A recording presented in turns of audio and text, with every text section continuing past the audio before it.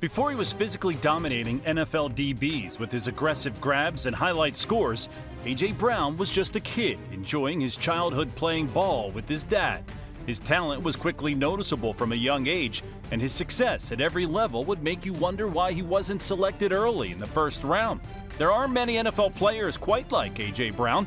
The Philly phenom is built like a tank, but has the footwork of a ballerina and the speed of an exotic sports car. A rare package that makes him one of the league's most dangerous weapons. Shockingly, he had to wait until the second round to hear his name called on draft day, and this is the story of how the 51st pick became an NFL superstar. In his earliest years, Arthur Juwan Brown was born in Starkville, Mississippi. He was a menace on both the football field and baseball diamond.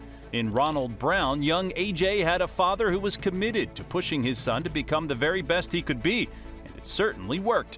A.J. was a top recruit in both football and baseball, becoming just the second player after Kyler Murray to play in both the Under Armour All-American football game and the Under Armour All-America baseball game. On the football field, he was a four-star prospect, listed by 247 Sports as the fifth best receiver in the country. This triggered attention from a long list of college programs, but an offer from the nearby University of Mississippi was too good to pass up.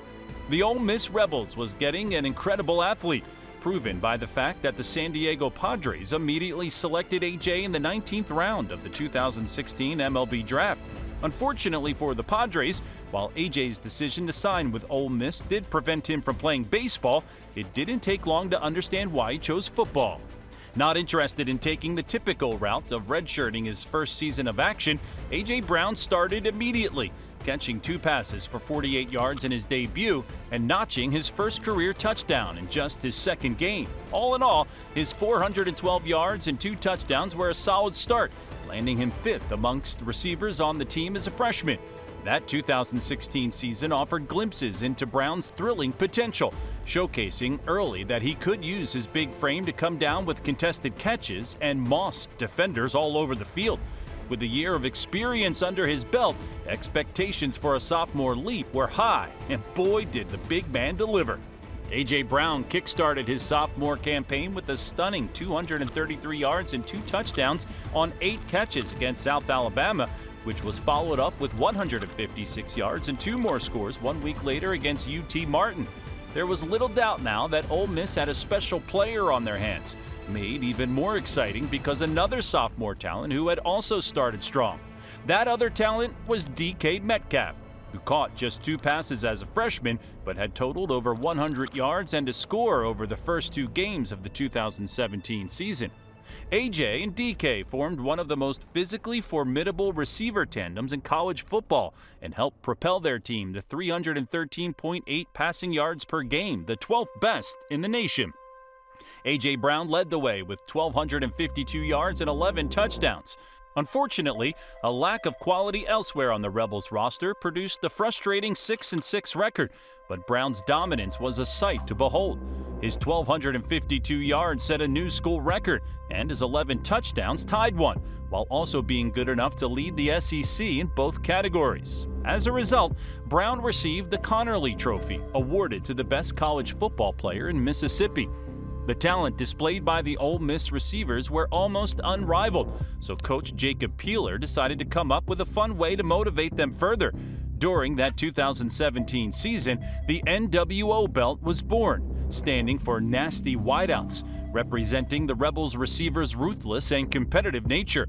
It certainly worked, but when it comes to deciding who the nastiest wideout of the pack was, there was only one answer, and A.J. Brown proved that in the 2018 season. In his 3rd and final year of college football, A.J. Brown set new school records with 85 receptions for 1,320 yards to go along with 6 more touchdowns.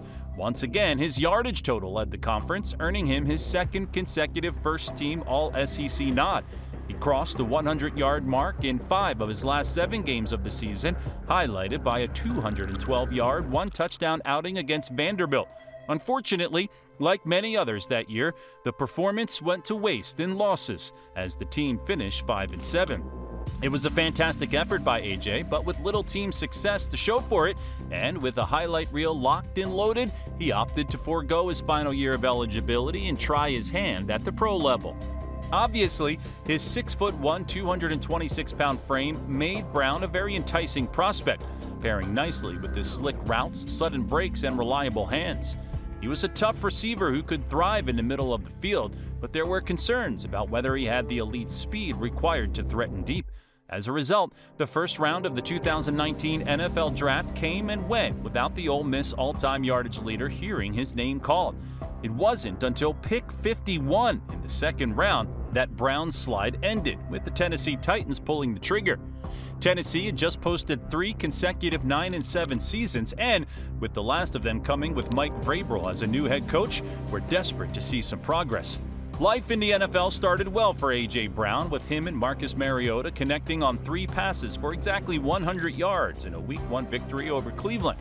The longest of these was a 51-yard completion in which Brown showed off his strength to stiff-arm a defender before using his speed and quick feet to find the open space and move the ball downfield. It was a glimpse of the game-breaking ability that popped up time and time again for Brown as a rookie, most notably in a blow-up game against Jacksonville, in which he needed just 4 catches to land 135 yards and 1 touchdown. This came with Ryan Tannehill under center, who had replaced and injured Marcus Mariota earlier in the year, and the pair then combined for over 100 yards in 3 of the last 4 games. A late flurry of wins with Tannehill under center propelled the team to their 4th consecutive 9-7 season, which Tennessee converted into a deep playoff run until the Kansas City Chiefs ended it in the AFC Championship game. Despite the loss, Titan fans were excited by A.J. Brown's emergence, leading all rookies with 1,051 yards to go along with 8 touchdowns. His big play ability as a rookie continued into his sophomore season when Brown increased his receiving total to 1,075 yards and 11 touchdowns, despite missing 2 games due to injury. With Derrick Henry scorching the league for 2,027 rushing yards during that 2020 campaign, the Titans posted their first double-digit winning season and division title since 2008, but the fun was cut short in the wild-card round of the playoffs thanks to a defeat at the hands of Lamar Jackson and the Ravens. Brown caught 6 passes for 83 yards and his first postseason touchdown in that game. What made that 1,075-yard effort even more impressive was the sheer number of injuries A.J. had to battle through to deliver it.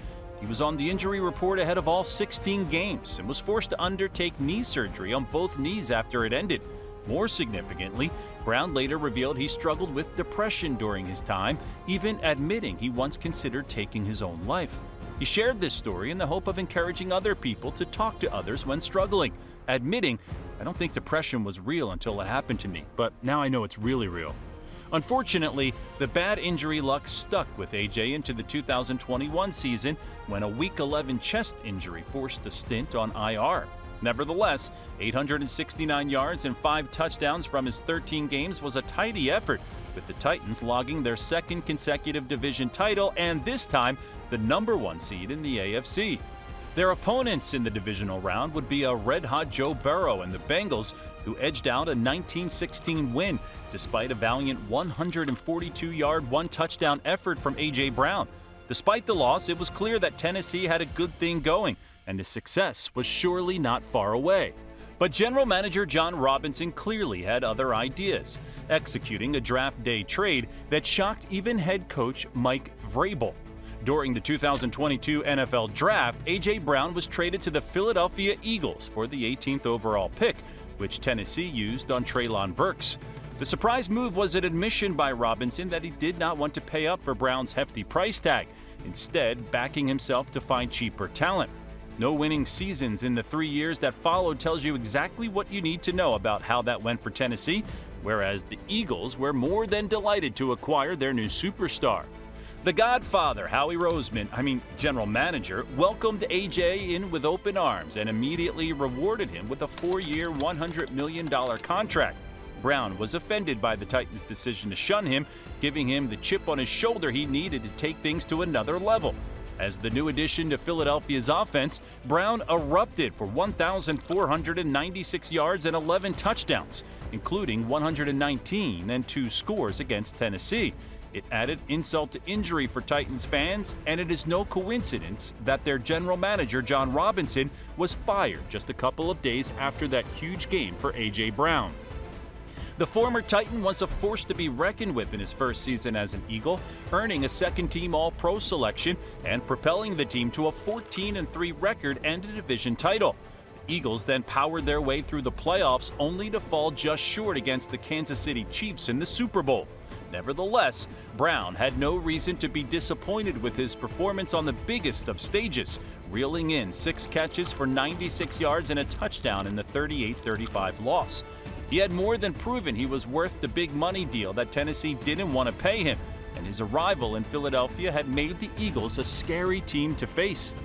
While a dismal collapse at the end of the 2023 season would rule out any return to the Super Bowl, A.J. Brown was elite once again, notching over 1,400 yards for the second consecutive season and earning second-team All-Pro and Pro Bowl honors. He then took just 12 games to surpass the 1,000-yard mark in the 2024 NFL season as he and the Eagles hunt down the first Lombardi Trophy of his career.